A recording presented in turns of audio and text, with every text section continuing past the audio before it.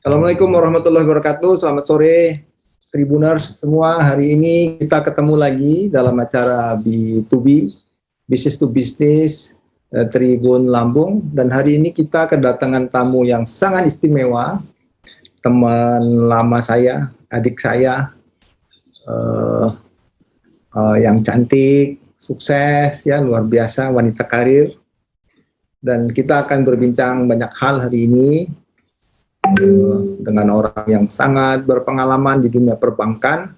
Saya lihat CV-nya panjang banget ini, pernah di BFI, pernah di Panin Bank, pernah di Prudential juga, pernah di Maybank, pernah di Hana Bank juga. Nanti ceritanya Mbak ini ya, Ses Putri terakhir berlabuh di Bank Mega Syariah. Ya, langsung aja kita sapa kali ya. Ses Putri Rosmala Dewi. Assalamualaikum Ses Putri. Waalaikumsalam warahmatullahi wabarakatuh. Bang Andrian, sehat ya Bang? Sehat, alhamdulillah. Lama nggak ketemu ya sejak pandemi. Lama. Begitu ketemu abangnya tambah seger aja ini. Adiknya tambah pangling. Ses Putri juga tambah fashionable nih. Wah, matching. Wah, semua warnanya oke banget. Bunganya ya Bang? Itu yang kelebihan Ses Putri yang nggak dipunyai teman-teman yang lain. Luar biasa. matching banget. Oke, apa kabar Ses Putri? Sehat ya? Alhamdulillah sehat walafiat Bang. Semoga juga abang dan keluarga sehat-sehat juga ya. Alhamdulillah. Yang penting sehat. Kalau sekarang penting sehat. Duit mah nomor sekian lah. Penting sehat dulu. Iya benar. Yang penting sehat. Gila ya. Tapi kalau nggak ada duit juga pusing Bang. betul. Dua-duanya ada ya. Oke. Hari ini kita ngobrol-ngobrol ringan berkaitan dengan karirnya Ses Putri sebagai profesional ya yang sangat luar biasa. Kita kenal tahun berapa ya? Tahun 2001-an kali ya. 2002 Bang tepatnya. Putri masih muda banget, abang juga masih muda waktu itu sih. Iya. Aku kecil Bang, aku masih kecil benar, usia 24 tahun itu. Abang waktu itu masih usia 36 atau 37 ya. Jadi aku pikir 17 tahun. Oke. Teman-teman Tribuners, hari ini kita bisa belajar banyak hal dari Ses Putri, orang yang sangat tangguh ya. Saya tahu persis bagaimana beliau berjuang dari mulai di Panin Bank dulu ya, sampai kemudian sekarang jadi branch manager bank ternama nasional. Tentunya banyak hal yang nanti akan kita pelajari dari beliau, bagaimana cara meniti karir, bagaimana beradaptasi dengan lingkungan yang baru, karena pindah-pindah satu perusahaan, culture-nya kan beda-beda.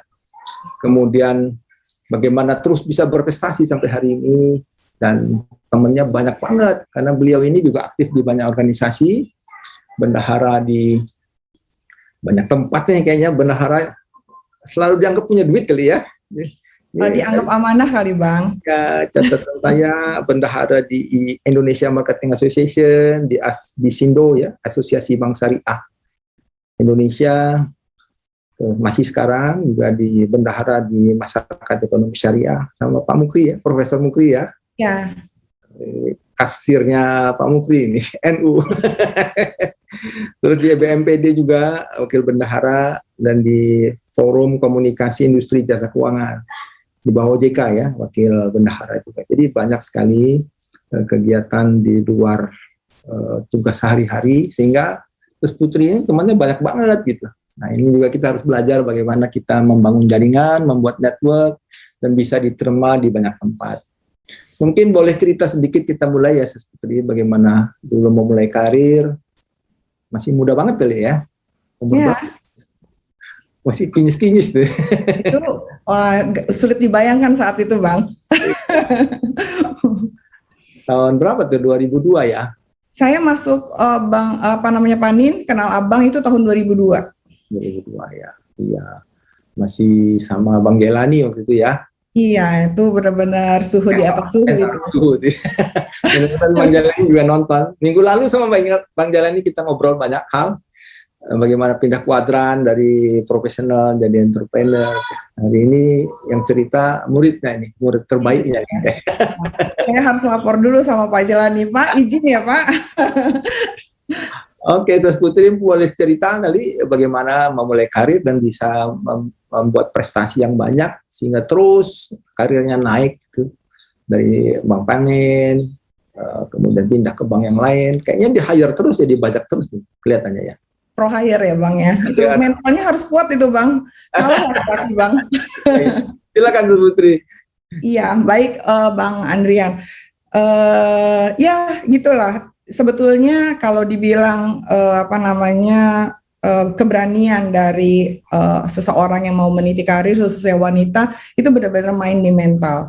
Tapi ada satu yang saya ingat belajar dari senior saya dulu Pak Jelani, Bang Andrian, kemudian ada banyak senior-senior yang sangat saya kagumi dan saya hormati di IMA, bahwa bekerja itu bukan hanya bekerja, tapi yang terpenting adalah jaringan. Bagaimana kita berbuat baik kepada lingkungan kita, baik lingkungan kantor, lingkungan keluarga, teman, nanti rezeki akan mengikuti. Jadi kalau saya percaya kalau misalnya ada orang yang punya rezeki jual tanah, punya uang misalnya 2 miliar, 3 miliar, yang diingat itu wajahnya saya, oh iya ya, ingat ada Ses Putri gitu ya, jadi nyimpennya di bank di mana saya bekerja. Intinya kalau sebagai orang bank ini kan kita siap di hire. Prestasi dari seseorang, keberhasilan dari kepala bank itu adalah saat ada bank lain yang mau hire yang bersangkutan. Tetapi juga jangan salah langkah kan Bang, begitu once kita salah strategi, probation nggak lewat, itu yang namanya harga diri yang dipertaruhkan gitu, karena Lampung kota kecil, Indonesia kota kecil, dan dari satu bank ke bank yang lain isinya itu aja kan Bang. Jadi maksudnya direksinya pun, manajemennya pun itu tukar-tukar aja gitu. Jadi dimanapun saya memegang itu saya akan maksimal, dan yang penting menjaga nama baik itu di atas segalanya. Itu sih Bang. Jadi mesti punya integritas yang baik ya. Itu dia. Yang baik. Itu yang membuat Ses Putri di hire banyak bank gitu ya. Selain prestasi yang lain. Tentunya jualannya yang bagus dong. Kalau jualannya nggak bagus ya nggak di hire juga kali. Itu intinya closing Bang. Percuma baik-baik ngobrol sama abang gitu ya, lama 3 jam 4 jam tapi nggak closing. Sedangkan saya percaya proses itu yang terpenting adalah closingnya kalau untuk sales baik di perbankan ataupun di ya. Iya Bang. Oke, boleh berbagi nggak tipsnya kalau kita mau jadi karyawan yang sukses seperti Ses Putri? Mesti punya attitude apa sih supaya kan nggak langsung tiba-tiba jadi kepala cabang kan? Dulu kan pernah juga jadi anak buah, kemudian memimpin satu tim kecil. Bagaimana kita beradaptasi di lingkungan seperti itu, Ses Putri? Ya, baik Bang. Mungkin sebelum saya jawab pertanyaan Abang ini, ada satu yang jadi mengingatkan saya tiba-tiba terlintas. Hebatnya mentalnya saya orang Lampung, kota kecil, tiba-tiba saya pindah ke Jakarta. Jangankan punya nasabah zaman itu Bang di Jakarta, jalan aja saya nggak tahu, saya belum bisa ngebedain Peluit itu ada di Jakarta Utara atau Jakarta Selatan, itu saya belum paham gitu. Namanya saya kuliah di Bogor, saya kuliah di Bandung, langsung ke Lampung, tidak nggak pernah melewati Jakarta. Itu benar-benar yang begitu masuk saya langsung pegang cabang jadi sub branch manager waktu itu di salah satu cabang di kota Peluit. Yang benar-benar yang saya nggak tahu apa-apa, bukan nggak tahu apa-apa, saya nggak punya database intinya. Dari situ saya belajar database atau jaringan itu adalah segalanya buat seorang bankers gitu. Akhirnya kalau Abang tanya tipsnya apa untuk menjadi karyawan yang baik gitu, yang pasti yang pertama saya adalah saya harus dipercaya baik untuk nasabah yang paling terutama, tapi untuk manajemen juga atau atasan saya gitu kan. Dan juga ada keyakinan atau kepercayaan dari tim di bawah saya. Jadi once saya ngomong Pak, Bu, atasan saya bulan ini mungkin saya akan closing di angka sekian. Itu sudah saya pikirkan saat saya mengucapkan angka itu gitu. Jadi bukan pipeline tinggal pipeline, kalau nggak terpenuhi ya kan sudah usaha gitu ya Bang, mau diapain. Nah itu saya enggak. Yang pasti kalau tips yang paling pertama adalah saya membuat atasan saya, bawahan saya, apalagi nasabah saya nyaman atas apa yang saya omongkan gitu ya. Jadi itu menurut saya yang paling terpenting sih Bang. Jadi komitmen itu wajib ya, udah janji. Komitmen is number one gitu ya Bang. Jadi akhirnya panjang kalau mau buat komitmen ya. Harus ya, Bang. Oke. Itu komitmen, kemudian apa lagi Sis Putri selain itu ya? Komitmen itu yang pertama, kemudian yang kedua integritas. Di dunia perbankan satu kali ada nama baik yang tergores, itu pasti kita nggak akan masuk di mana-mana. Kadang-kadang adalah yang namanya satu perusahaan kita keluar, nggak mungkin keluar baik-baik kan, kalau keluar tuh pasti ada sedikit agak nggak baik, walaupun nanti akhirnya baik. Nah itu yang dijaga gitu. Jadi saya kalau keluar dari satu bank, istilahnya ini saya 2 perusahaan non-bank, 7 yang banknya bank. Perjalanan karir aku ini bukan gak setia loh Bang Andrian, aku setia. Cuma gimana mesti orang di hire gitu kan Bang. Ada dikasih fasilitas lebih ya, wajarlah kita pindah. Ya, tapi dengan catatan kan ada juga yang harus konsekuensi yang kita harus penuhi, yaitu target di awal. Nah, itu yang saya jaga. Jadi saat saya keluar Bang Andrian dari satu bank menuju bank lain, saya akan membuat smooth di semua lini. Jadi saya penuhi dulu target saya bilang 1 bulan sebelumnya, atau saya ikutin aturan. Misalnya 3 bulan, ada aturan bank yang boleh 1 bulan, ada yang 3 bulan. Saya bilang baik-baik ke atasan saya, kalau masih ditahan, saya akan ngomongin alasannya kenapa saya harus pindah gitu ya. Biasanya nanti atasan akan mengerti, tapi saya penuhi dulu kewajiban saya sebagai karyawan di sana. Target yang sudah dipenuhi, TBO atau segala sesuatu yang menjadi belum terpenuhi. Misalnya saya ada kredit, kalau zaman konvensional sekarang pembiayaan, ada data-data yang belum saya penuhi, ada berkas nasabah yang belum semuanya dilengkapi, itu saya akan selesaikan dengan baik. Kemudian pasti atasan itu berpikir, karena kalau atasan yang baik saat anak buahnya akan keluar tapi dengan jenjang yang lebih baik lagi, kenapa enggak gitu kan? Begitu juga saya, kalau anak buah saya once bilang, Bu saya mau saya diminta oleh Bank A, jabatannya naik nggak? Gajinya naik nggak? Gimana kesejahteraan di sana? Kalau oke, jangankan kamu yang minta pindah, saya anterin hari pertamanya kamu kerja di sana gitu kan Bang. Gitu, jadi yang penting hubungan baik ya. Ada uniknya Bang, ada satu bank yang saya 2 kali bolak-balik Bang. Jadi udah keluar, masuk bank lain, pindah lagi ke bank itu, masuknya kembali. Diterima lagi ya?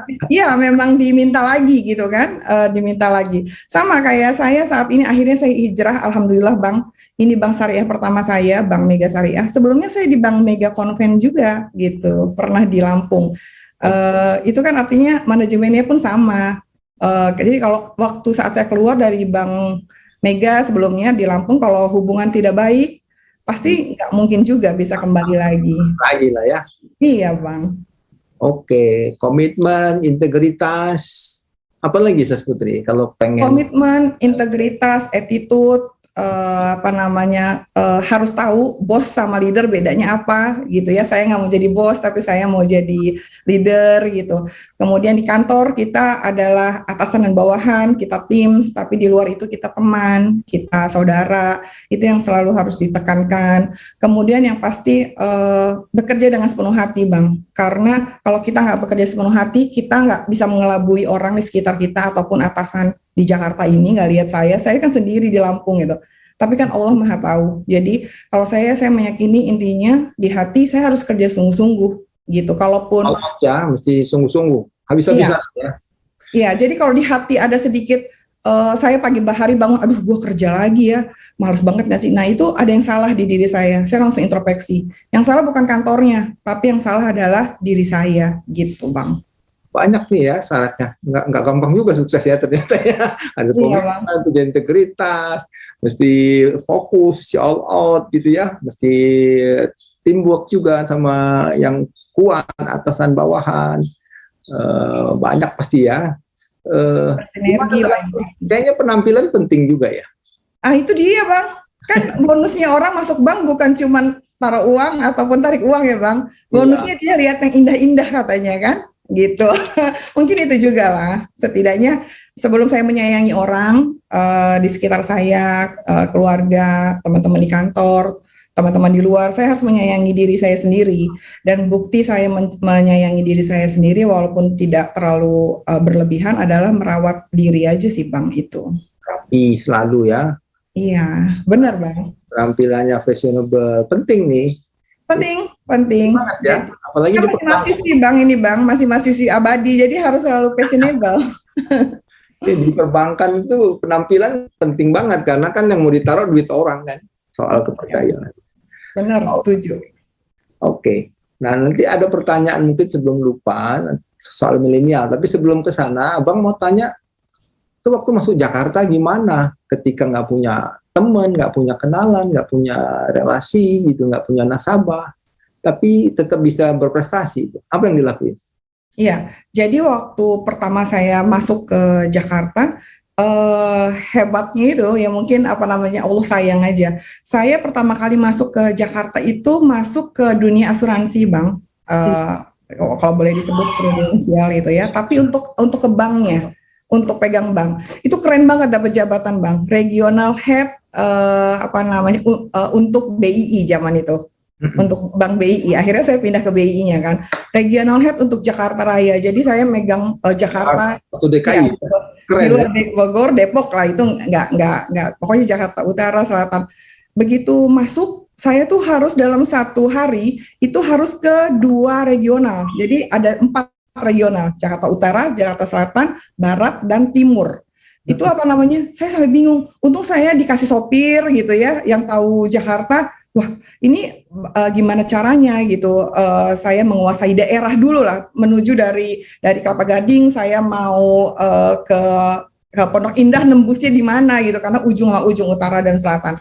Tapi di perjalanan satu yang saya pelajari, saya memegang komunitas BII zaman itu, bank ya, bank BII.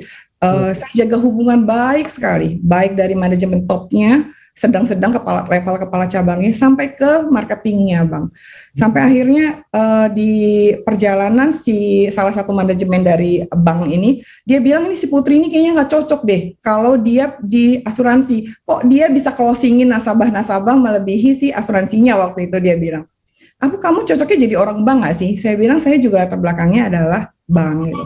Akhirnya baru di hire langsung, tapi dengan izin dari seluruh manajemen untuk saya pegang di BI itu awalnya, Bang. Jadi sebetulnya ya benar-benar polos kosong itu. Kalau kertas putih itu saya masuk Jakarta nggak punya siapapun. Jadi nggak punya jaringan, Nggak punya jaringan, nggak punya nasabah, nggak punya teman juga. Baru juga ya, asuransi sesuatu yang sangat baru gitu ya. Iya, asuransi yang diperbankan ya. Waduh, itu kalau sekarang udah makanan hari-hari. Zaman dulu itu barang apa itu ya, Bang? Kalau mobil apa ini? Pintunya satu di atas gitu. Jadi luar biasa tuh ya, pengalaman masuk Jakarta, punya teman-teman baru gitu ya. Apa kiatnya, Ses Putri? Merawat jaringan yang begitu besar kan? Jakarta itu kan nggak main-main. Iya. Punya cabang berapa di Jakarta? Puluhan ya mungkin ya. Puluhan. Satu area aja, jadi Jakarta, misalnya Jakarta Utara, itu areanya itu banyak sekali, ada 12 sampai 13 cabang. Kemudian Kelapa Gading itu sama-sama Jakarta Utara, tapi areanya Pluit, area Kelapa Gading itu luar biasa, itu perusahaan banknya bank besar sekali.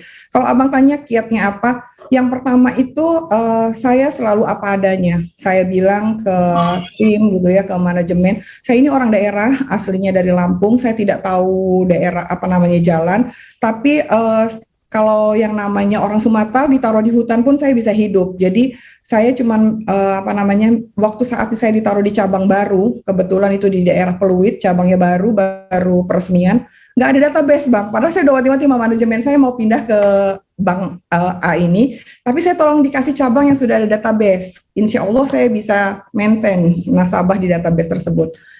Walau alam akhirnya dikasihnya cabang baru, Bang. Mau diapain nih cabang baru kan? Itu ada di perumahan Chinese yang terkenal di Pluit ya. Benar-benar door to door, Bang. Kalau cerita kayak di motivasi itu benar-benar saya terjadi. Jadi dari Posapam saya apalin. Ini dari pintu satu ke pintu yang lain itu benar-benar saya selama siang. Perumahan atau ke pertokoan?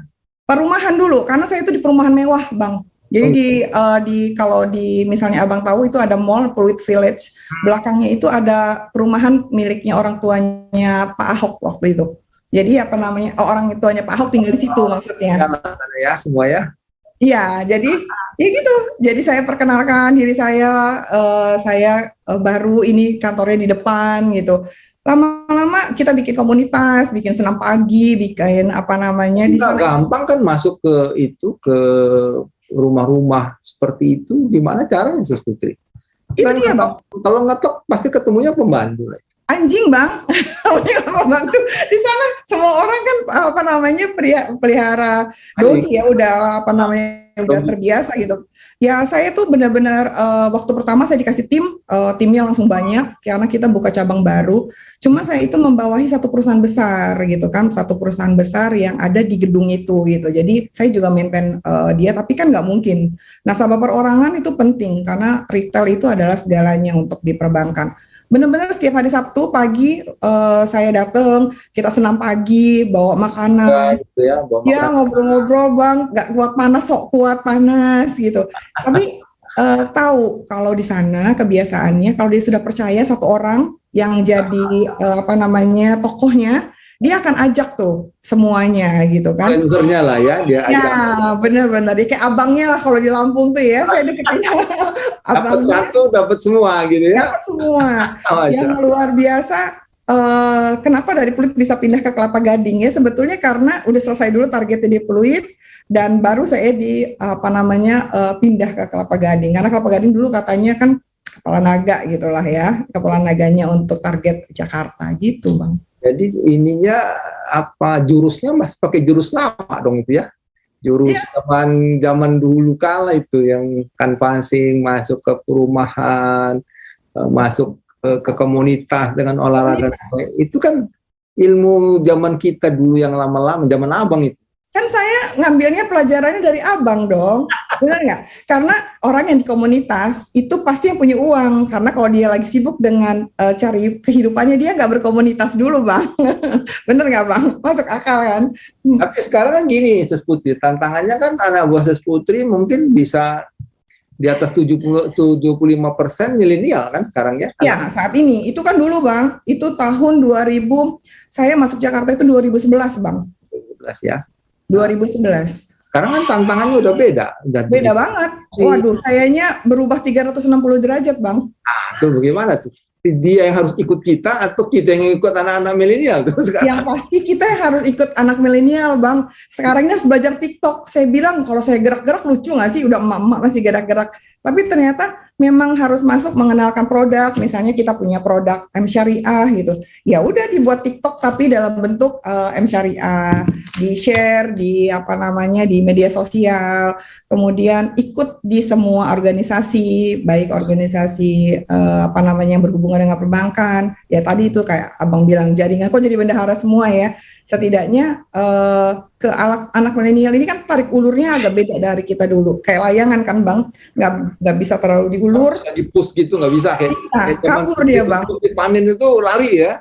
Lari. Waduh, kalau masih ikut gayanya saya dipanen dulu, ya udah nggak punya anak buah sekarang. Gitu kan. Jadi beda banget ya, sekarang mesti tarik ulur, kayak main layang-layang ya, tarik. Ya, diajak ngobrol, ditanya menurut kamu, jadi bukan kamu harus begini, bukan gitu kan sekarang, tapi menurut kamu supaya kamu memenuhi target performance KPI kamu mau ngapain? Gitu. Jadi kita yang jadi dengar, nanti kita cuma mengarahkan dengan cara yang tidak diktator gitu kan. Kalau diktator, di-push kayak zaman saya dipanin, wah udah bang, bye. Beda ya.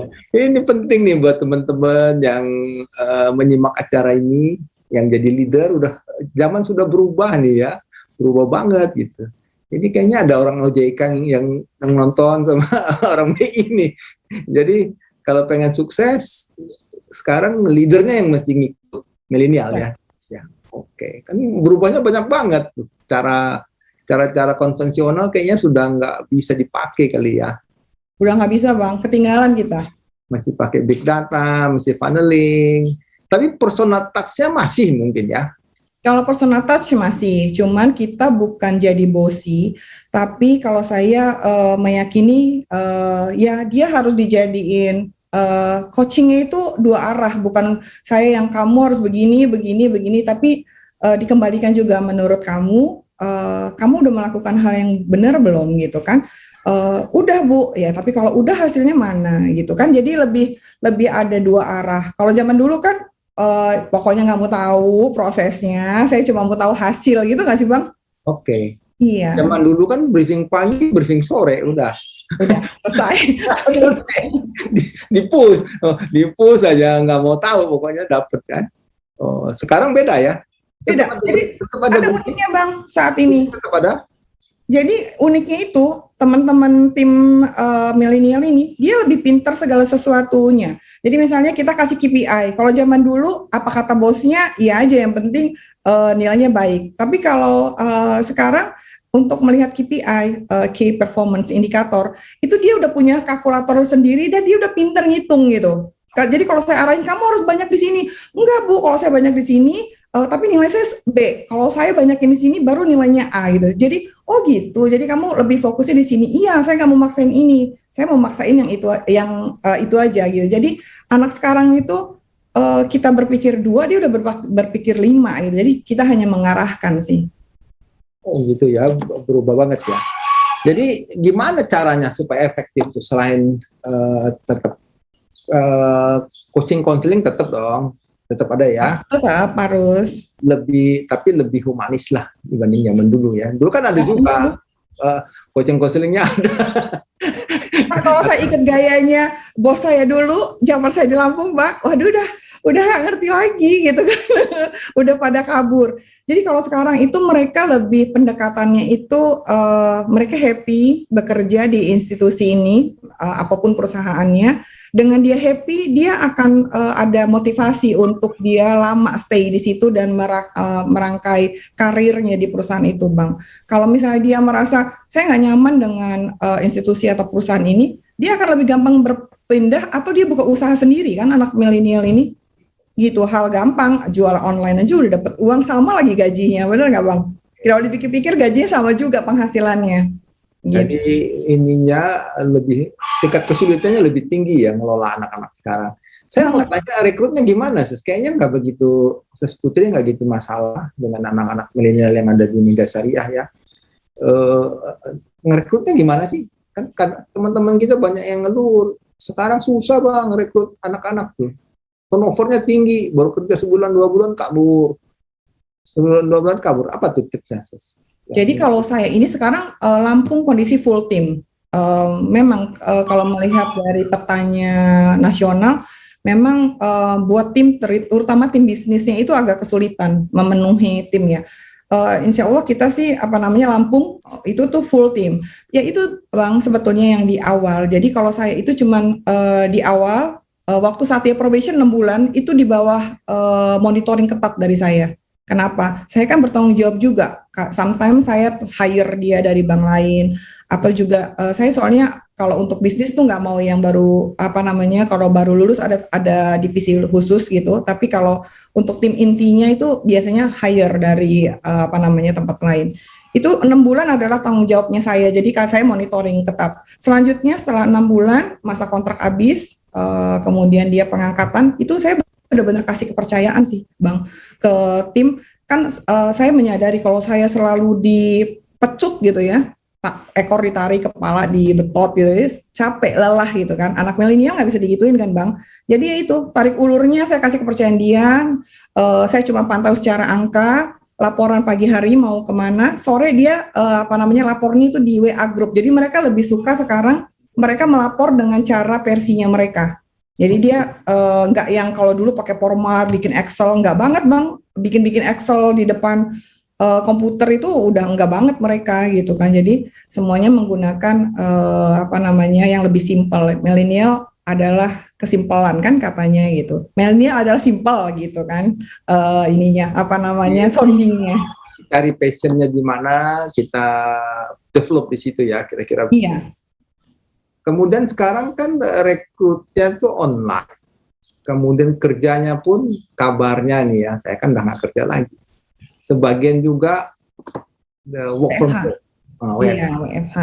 Mana manage pekerjaan supaya produktivitasnya nggak turun ya? Kan dia nggak ketemu kita, cuma reportnya by ini online gitu ya. Tetap bisa produktif. Gimana tuh kiatnya?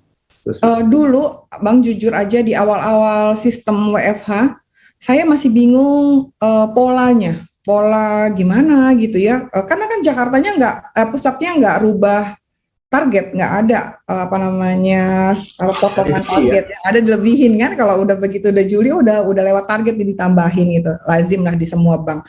Tapi udah kesininya tuh udah tahu ritme sih Bang. Kan kalau WFH itu kita punya sistem. Alhamdulillahnya disupport oleh sistem yang bagus. Jadi pagi hari itu sudah terpantau mereka mau kemana dan apa pendingan dari kemarin bisa terlihat.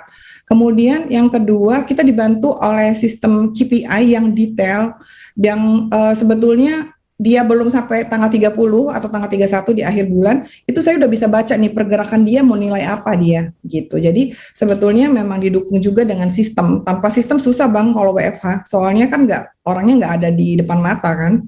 Kita nggak ngerti dia sedang apa, kalau Berbuat laporan apa, dengan siapa. Oke, Sus Putri ini kan apa ya? Saya dengar terus belajar. Sekolahnya nggak mau diem, kayaknya sekolah terus nih. Gelarnya banyak banget kamu dipakai nih kan? Nggak Kamu mau masih pengen sekolah terus nih. Terakhir kan saya dengar mau jadi notaris katanya, sekolah notariat ya. Iya, ini lagi ngejalanin. Padahal orang S1-nya dulu peternakan. Kenapa mau belajar? Nggak pernah berhenti belajar itu. Sebetulnya itu untuk mengimbangi hidup saya. Jadi nggak pernah berhenti di bang kuliahnya, pokoknya nggak dari abang kenal saya dulu di tahun 2002 sampai sekarang tuh terus sekolah gitu. Karena ada satu Kuliah kejadian terus ya, sambil kuliah terus bang, nggak berhenti-berhenti. Jadi beda bidang. Ada peternakan, ada ekonomi, lalu sekarang fokusin lagi ke hukum gitu kan. Sebetulnya ada satu kejadian sentilan gitu di kehidupan saya saat orang terdekat saya, suami gitu ya, dia kadang-kadang dia bilang, "Mah, kok saya ini ngerasa yang di sebelah saya ini bukan istri saya, tapi saya ngerasa ini bos dari bank mana gitu kan." Terus saya langsung realize ya, oh iya juga ya, kenapa gitu kan? Ya soalnya kamu cara ngomongnya, cara bersikap, bertindak, udah seperti bos gitu, yang nggak bisa membedakan antara di kantor dan di rumah. Oh saya langsung diem waktu itu. Oh ya gitu ya, oh apa saya begitu gitu kan. Kemudian saya sadar juga, oh ya untuk mengimbangi ruang di kehidupan saya itu, saya harus belajar. Setidaknya kalau belajar, saya selalu jadi mahasiswi di mana saya harus buat tugas, saya harus mengikuti aturan dari dosen, dari kampus, dari teman-temannya milenial semua. Dan begitu saya kembali ke kantor, saya juga jadi leader yang harus mengayomi dan melindungi dan memenuhi target kantor pusat. Itu saya merasa balance. Kalau itu saya suka lupa diri sih. Begitu sampai rumah, ya intinya saya suka lupa aja. Jadi dengan saya selalu kuliah, saya merasa hidup saya imbang gitu kan. Lagian seperti padi nggak sih Bang? Kalau penuh nunduk nggak sih? Kalau enggak dia dongak terus gitu. Jadi saya selalu ngerasa kurang sih Bang. Luar biasa, Gitu. luar biasa. Jadi ini wanita karir yang agak langka nih ya, belajar terus, karirnya terus nanjak, juga jadi ibu rumah tangga yang sukses. Gimana cara ngatur waktunya itu, Sis? Ngatur waktu, kalau orang suka lihat apa sih yang dicari, udah di kantor sibuk, kuliah lagi, untungnya online sekarang, tapi full kuliah, karena notariat, jadi benar-benar, ya mungkin karena profesi ya, jadi lebih beda dari kuliah-kuliah yang lainnya gitu ya, ini lebih sulit lah tingkat kesulitannya, karena mungkin saya juga belum memahami notaris, atau tidak bekerja di dunia kenotariatan. Tapi yang pasti kalau misalnya abang tanya gimana cara ngaturnya, saya itu all out gitu bang, atau fokus saat saya lagi di kantor, jam 7.45 saya sudah mulai briefing dengan tim sampai ke jam 5, itu saya fokus dengan pekerjaan kantor. Kemudian kalau lagi hari lewat dari situ, saya benar-benar urus keluarga, karena anak-anak juga udah besar bang, udah kuliah juga, semua udah kuliah gitu ya, jadi namanya kemudian kalau saat hari Sabtu saya kuliah, saya masih kuliah 2 ini bang yang belum lulus sebetulnya. Jadi benar-benar fokus. Tapi yang pasti di balik kesuksesan perempuan, di balik kesuksesan wanita, sebetulnya ada sosok pendamping yang harus mendampingi dengan baik. Ya beliau nggak neko-neko, intinya nggak bertanya untuk apa dan kemana, ngapain, ketemu siapa, jam berapa pulang. Itu saya cuma merasa yang di sebelah itu ya suami itu bisa supportnya itu aja gitu loh. Jadi kan seperti abang sukses begini karena ibu gitu kan, karena Bu Yanti. Begitu juga saya cuma ngerasa perempuan terutama kalau nggak disupport dengan suaminya, nggak dikasih kepercayaan, nggak akan juga bisa jadi yang terbaik gitu. Jadi pengertian ya, empati dari suami itu yang apa namanya, yang mensupport sehingga Sesputri terus bisa berprestasi dan banyak teman seperti sekarang ya. Kalau suaminya nggak boleh, nggak bisa teman sana sini. Oh, cemburuan bahaya bang. Apa namanya lagi makan di sana berdua gitu kan. Waduh ini apa juga. Tapi yang pasti memang jadi pendengar. Itu juga saya selalu bilang ke teman-teman tim. Pasangan itu kan sebetulnya tempat berpulang. Saat kita lah, apalagi yang perempuan gitu ya.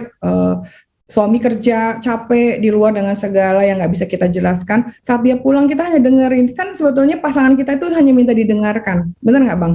Nggak begitu saya cerita kamu sih begini. Nah yang itu yang saya alhamdulillahnya tidak mendapatkan. Jadi kalau saya lagi capek loh lagi gini-gini, ya udah istirahat, sholat dulu gitu aja. Jadi tidak ada menjas gitu loh, kamu sih makanya gitu. Nah itu yang saya pelajari, saya harus begitu gitu kan. Ya gitu ya. Jadi sebelum nanti kita cerita soal syariah, ini kan pernah kita lama berpisah, kemudian ketemu tahun berapa tuh? Waktu sudah di Mega Syariah ya. 2018 bang. Nah, udah rapi, ketutup dari atas sampai bawah. Soleha banget ya bang. Itu gimana ceritanya sekarang pindah ke syariah? Dan ini mungkin penting juga buat teman-teman, buat masyarakat umum ya. Apa yang membedakan bank syariah sama konvensional? Dan saya ngeliat begini nih, Sesputri ini pindah kemana aja kan nasabahnya ikut tuh. Yang muslim, yang nggak non muslim ikut. Mana kiatnya? Ke Maybank ikut. Dulu di Penin, pindah ke bank lain ikut. Sekarang pindah ke Mega Syariah, customer-nya ikut juga. Nah, apa tuh kiatnya? Gak gampang sih, cuman ini kan kenyataan terjadinya begitu ya. Gimana Sesputri? Jadi kalau di awal itu ada yang saya syukuri di kehidupan ini adalah saya dikasih kesempatan Allah hijrah ke dunia syariah.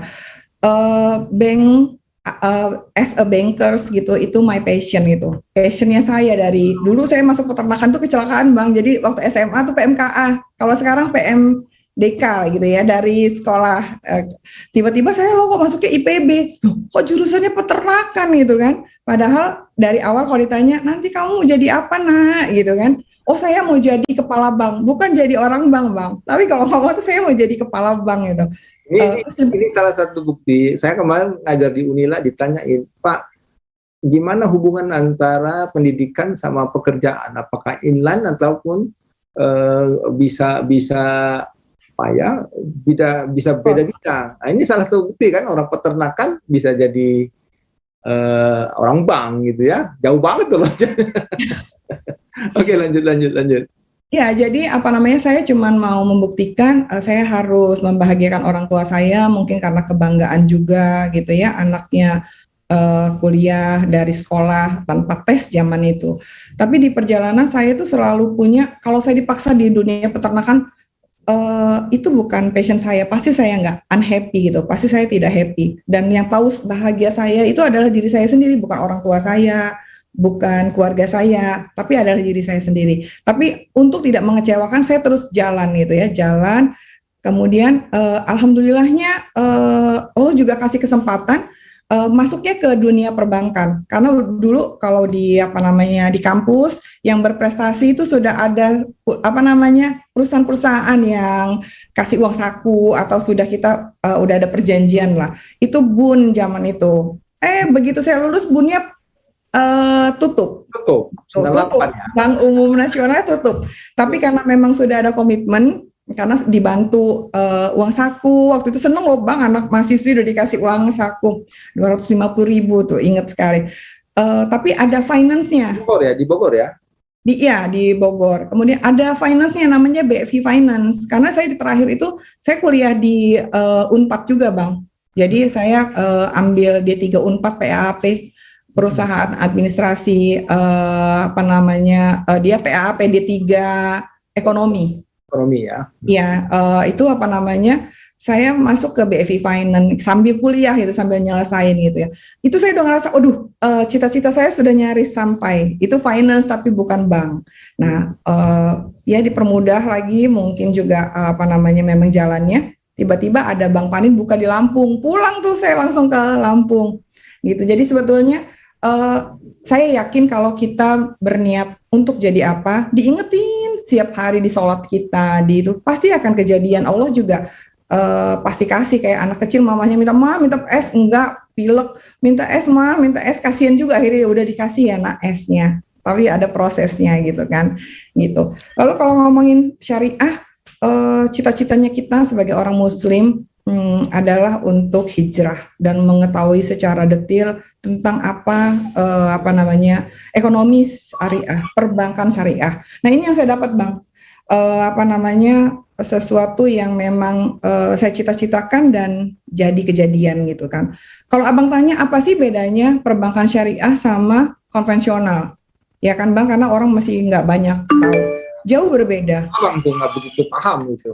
Iya. Akadnya doang, tapi kayaknya bukan itu deh. Banyak yang lain beda.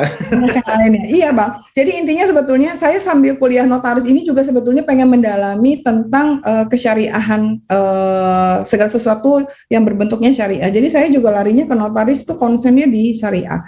Karena syariah itu kalau orang tahu, kalau orang memahami, pasti akan ternyata syariah itu banyak berbeda. Kita sudah bisa memprediksi di depan, dan yang membedakan itu adalah yang namanya bank syariah itu punya DPS, Dewan Pengawas Syariah.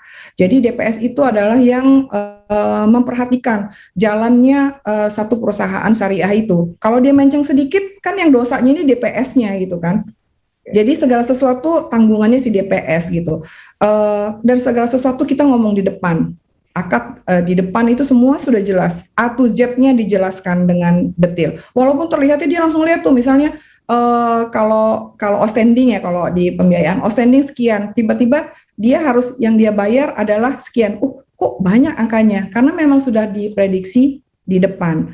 Dan satu lagi sebetulnya, alhamdulillahnya di perusahaan saya ini Bank Mega Syariah, memang kami pendidikan tentang syariahnya itu dari awal sudah diberi ke karyawannya gitu. Jadi apa itu syariah, apa itu akad-akad, apa yang membedakan akad ini dengan akad itu memang sudah diberi, walaupun ya harus orangnya mau belajar ya Bang. Kalau nggak belajar juga repot gitu sih Bang.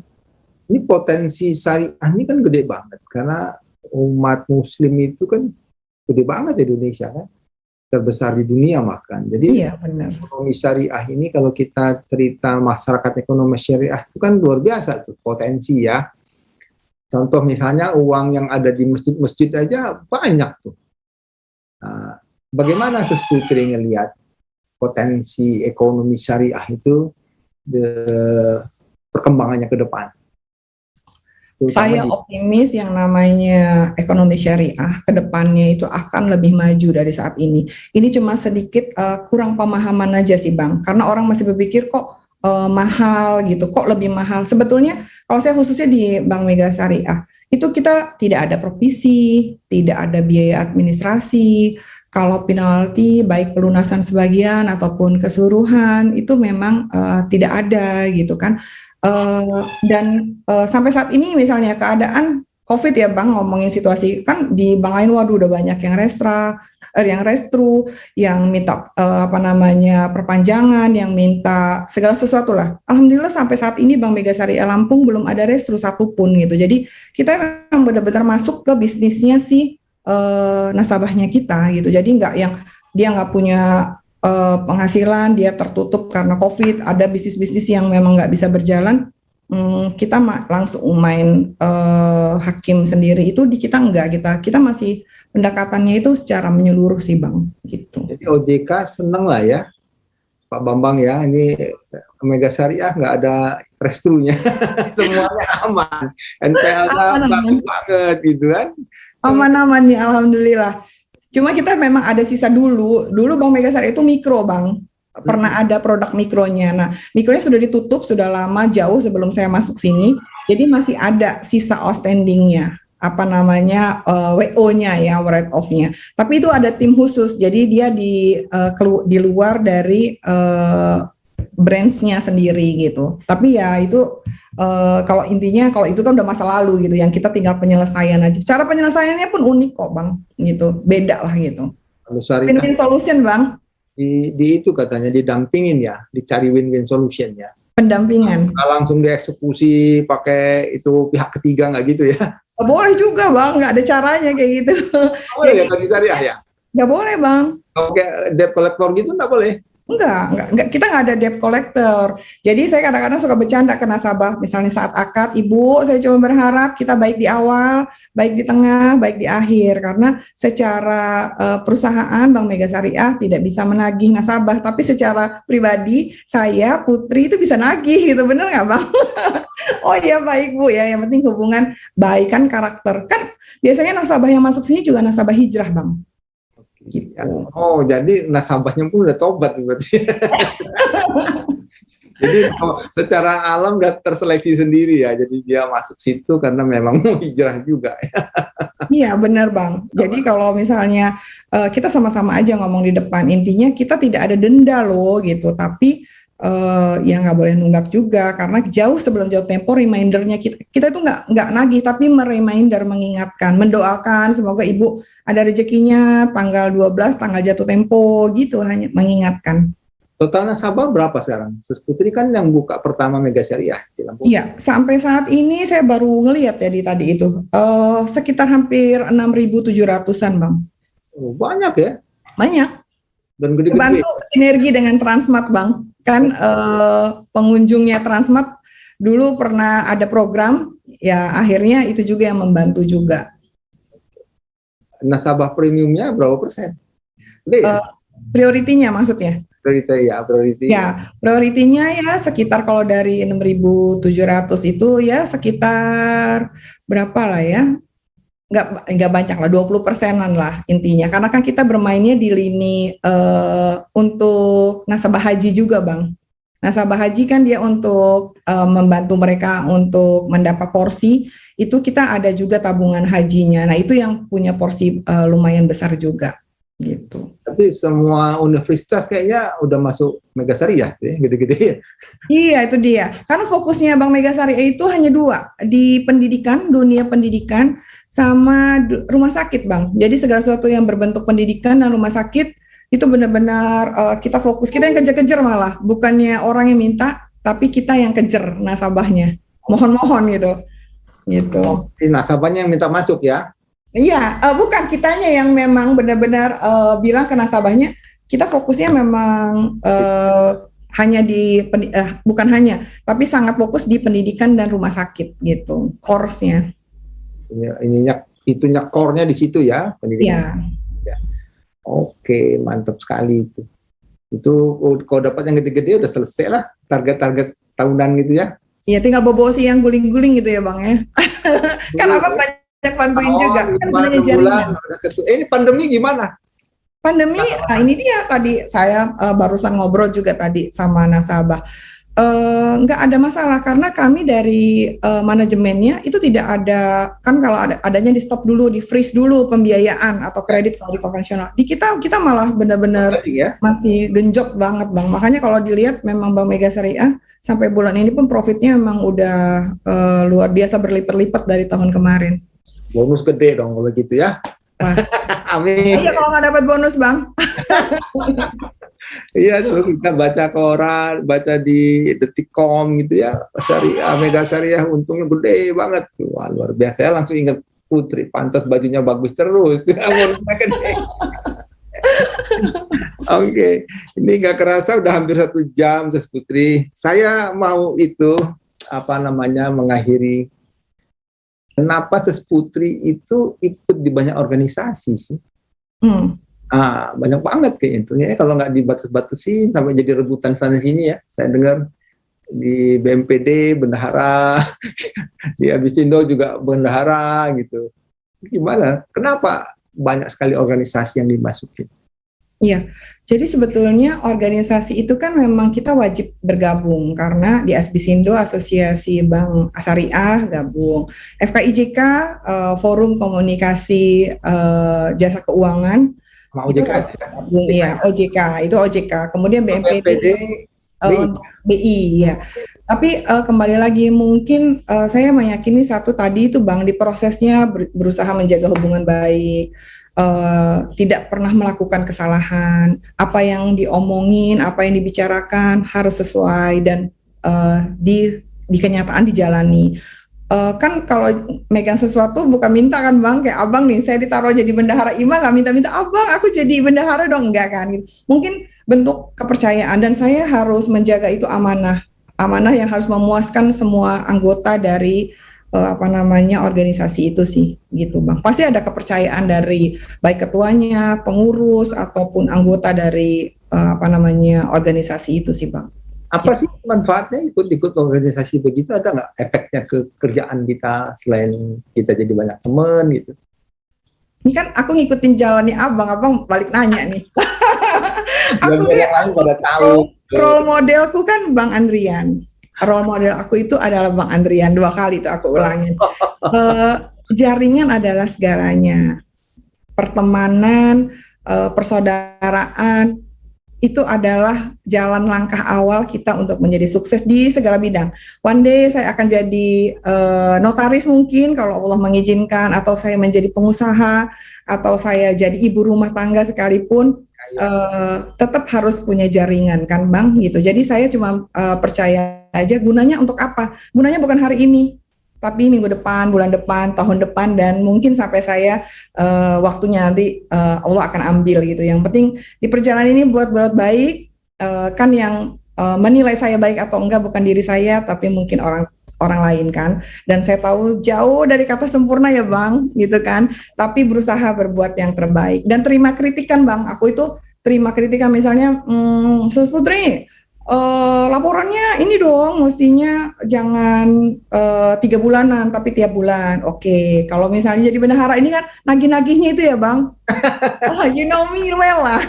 Kalau soal nagih gitu kan. Lagi juga bos-bos semua repot. Iya iya, itu sih Bang. Oke, oke. Mungkin satu lagi, ini tips ya buat adik-adik mungkin yang sedang meniti karir ya. Apa pesan-pesan Sus Putri supaya juga bisa sukses seperti Sus Putri, punya banyak teman, bisa diterima di banyak tempat, organisasinya banyak, gitu, terus berprestasi, balance juga hidupnya, gitu. Apa kira-kira ini pesan buat adik-adik kita yang sedang asik berkarir, gitu ya, seperti kita dulu lah, Iya, di supaya awal-awal kita Bang. lewatin jalan-jalan yang susah, gitu ya, supaya lebih gampang. Anak-anak milenial kan maunya cepat, gitu ya. Pintas dia, maunya jalan pintas gitu ya Bang. Shortcut terus. Pesannya tuh mungkin cuma satu, segala sesuatu kita mulai dengan passionnya kita. Jangan berbuat sesuatu yang kita memang nggak suka gitu, karena suatu apa namanya yang merupakan pemaksaan itu nggak enak. Yang pasti jangan membohongi diri sendiri, ngebohongin orang aja nggak boleh, apalagi ngebohongin diri sendiri. Jadi lakukan apa yang menurut saya baik, apa yang menurut saya itu adalah passion dan keinginan saya. Jadi kerja itu bukan cuma cari nafkah, itu tujuan kita, namanya masih hidup ya Bang. Tapi ada cara lain untuk membuat kita lebih bahagia. Dan yang tahu bahagianya kita itu dari sisi apa adalah diri kita sendiri, bukan orang lain. Nggak peduli omongan orang, yang pasti Allah itu maha. Apapun yang kita inginkan, apa yang menjadi doa dari kita, apa yang ada di hati kita, sekecil apapun, Allah maha tahu. Dan yang pasti kembali lagi, apapun yang kita lakukan harus dipertanggungjawabkan. Gitu ya Bang? Luar biasa, luar biasa. Senang saya, bangga banget gitu punya adik yang berkembang luar biasa lah secara mindset, pemikiran, prestasi dan sebagainya. Terakhir mungkin saya mau tanya nih, kira-kira Sus Putri ke depan mau seperti apa sih? Apakah terus mau berkarir jadi profesional wanita karir seperti ini, atau punya mimpi lain, atau misalnya ada sesuatu yang mungkin nggak kebayang sama saya gitu. Apa kira-kira Sis Putri ke depan? Saya itu Bang, kalau ibaratnya kereta api, saya itu udah kenceng itu larinya, dan saya nggak mau stop. Karena kalau kereta api saya percaya kalau udah berhenti, mau manasin dulu lama lagi, Mas ini saya kasihan. Jadi di saat laju kencang dari kereta api itu, saya akan memenuhi kehidupannya saya dengan sesuatu yang akan jalan terus. Contohnya, saya nggak mungkin jadi kepala bank sampai selamanya. Ada kapasitas sebagai perempuan, ada kapasitas dari seorang ibu, dari seorang istri yang saya harus berhenti gitu. Sedangkan saya sudah terbiasa otak bekerja terus, harus lihat angka-angka, harus berstrategi, harus ngatur tim gitu. Saya kenapa kuliah lagi, dan dia jauh dari kuliah saya sebelum-sebelumnya. Ambil lari ke hukum, nggak malu ambil S1 hukum.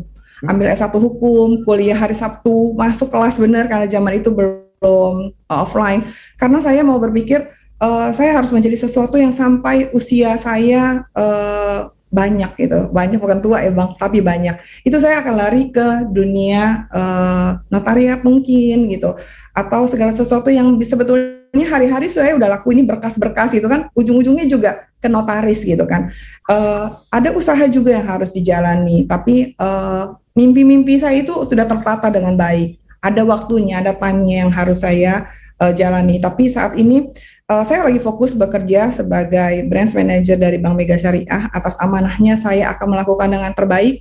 Saya hanya menyelingi dengan saya kuliah, tapi insya Allah tidak mengganggu tugas saya utama sebagai karyawan dari Bank Mega Syariah. Untuk selanjutnya, saya akan menjadi apa yang saya impikan nantinya. Abang doain ya, bismillah ya, insya Allah ya Bang. Senang banget nih direksinya Mega Syariah. Wah nih saya punya branch manager loyal banget. Nggak kepengen jadi GM atau jadi direksi di Mega Syariah? Nah, ini banyak pertanyaan, tapi saya sudah kembali ke Lampung, Bang. Jadi saya paham, begitu saya kembali ke Lampung, mentok juga cuman jadi, bukan cuma, saya mentok ya memang kalau di bank ini saya untuk di posisi ini. Kalau misalnya saya mau laju lagi, saya harus kembali ke Jakarta lagi. Tapi saya punya kehidupan keluarga di Lampung, saya punya keluarga besar di sini, dan dulu pernah punya mimpi saya keluar, nggak pulang kalau belum pensiun gitu. Ternyata kan Allah jalannya beda. Ya udah, dinikmati. Kalau ditawarin dengan jabatan yang lebih tinggi balik ke Jakarta gimana? Insya Allah belum mau Bang. Ada di hire Bang gitu, tapi pindah ke Jakarta. Karena saya ngerasa mungkin saya kan nggak hidup sendiri, tapi saya punya suami. Kalau anak-anak udah pada kuliah, tapi kalau suami saya mungkin dia nyaman di Lampung gitu. Jadi ya udah kita jalanin hari tuanya kita nanti di Lampung gitu. Doain ya Bang, mau jadi kayak Abang, benar-benar jadi pengusaha yang sukses. Kemudian dengan punya yayasan Damarian Karim, dunia akhirat, sukses ya Bang. Iya luar biasa. Udah kayak Bang Alung nih. Bang Alung agak ekstrim. Bang, gua kalau dipindah gue berhenti. Wah serem juga sih. Jangan buru-buru Mas. Iya alhamdulillah. Baik. Makasih banyak Sis Putri. Sama-sama Bang. Kami hari ini sukses terus. Bahagia dunia dan akhirat. Mudah-mudahan nanti bisa bantuin Yayasan Damarian Karim. Insya Allah Bang. Investasi akhirat gitu ya. Iya investasi akhirat ya Bang. Hartanya sesungguhnya itu Bang. Masya Allah, mudah-mudahan ya. Insya Allah nanti kita ketemu di lain waktu dengan topik yang berbeda. Tapi hari ini makasih banyak udah dikasih inspirasi, dikasih sharing pengalaman, dikasih tentang value-value yang mungkin bermanfaat buat adik-adik kita, buat teman-teman kita yang sedang berkarir. Mudah-mudahan titik keseimbangan itu bisa dapat seperti Sis Putri. Amin. Iya Bang. Makasih, terus berkarya, semangat terus ya. Iya. Kita harus Bang. Semangat, nggak boleh kalah sama Abang. Iya, jangan kalah, Abang udah tuanya masih semangat. Iya Bang. Masih ngajar nih di Unila, di Dharma Jaya, di mana-mana. Nah itu dia, tujuannya harus itu Bang. Ini diminta ngajar di situ, di Dana Pensiun Astra. Wah, keren dong, mantap. Di interview 4 orang, diminta cerita pasca pensiun apa kegiatan Pak. Dia bilang gitu-gitu kan, aku ceritain aja apa adanya. Boleh nggak Bapak nanti sharing ke teman-teman kita yang usia 53 tahun mau pensiun? Saya bilang kalau layak, saya dengan senang hati saya akan lakukan. Asal ada manfaatnya, saya bilang gitu kan. Oh Jadi iya, itu abangmu nggak pernah berhenti itu mantap Bang. berbuat sesuatu. Satu Bang, tripnya Abang menuju pensiun. Hal-hal apa yang dilakukan itu saya kasih bintang. Yang ada Someday itu ada 10 ya, 10. ada 10. Someday saya akan buka. Yang pertama saya ingat benar, beli aset di Pinggir tempat yang jalan. sangat strategis. Itu dia Bang. Ya mudah-mudahan ya mimpinya jadi kenyataan. Amin ya Putri Allah. sekarang jauh lebih lebih syariah gitu ya. Udah nggak cerita sholat, nggak cerita zakat, nggak cerita sedekah. Kayaknya levelnya lebih tinggi dari itu. Bermanfaat. Sebaik-baiknya manusia yang bermanfaat buat Untuk orang orang lain. lain. Iya. Hadis Nabi Muhammad ya, syariah begitu ya. Luar Oke. biasa Bang. Oke, kita akhiri saja ya. Terima Ya kasih. Bang, makasih banyak. Demikian Tribuners, hari ini kita sudah berbincang banyak hal dengan orang yang luar biasa, wanita karir yang sukses dunia dan akhirat, insya Allah bahagia di karirnya, bahagia di rumah, punya banyak sekali teman gitu, karena beliau pribadi yang sangat menarik, humble dan mudah bergaul di mana-mana. Mudah-mudahan acara hari ini bermanfaat dan kita ketemu di minggu depan, Senin depan, di jam yang sama dengan narasumber yang berbeda. Jadi acara ini sebetulnya udah booking nih. Jadi minggu depan kita ngobrol sama Bang Doni Ronaldo, GM marketingnya Tunas Dwi Pamatra. Wah, mantap Bang Doni. Habis itu ada lagi tuh, jadi abang udah di booking terus nih. Wah, jadi saya harus ngikuti dong setiap hari Senin jam 3 ya Bang ya? Insya Allah, kalau ada waktu diikutin. Kalau nggak sempet nanti dilihat di Streaming ya YouTube Bang. atau Iya. di Facebooknya. Facebook ada, YouTube ada ya Bang. Ada YouTube ya. Mudah-mudahan bisa bermanfaat lah. Gitu ya. Terima kasih sekali lagi. Ya. Kita tutup saja acara hari ini. Assalamualaikum warahmatullahi wabarakatuh. Terima kasih Suputi. Ya, Waalaikumsalam warahmatullahi wabarakatuh. Terima kasih ya. Ya Bang, makasih.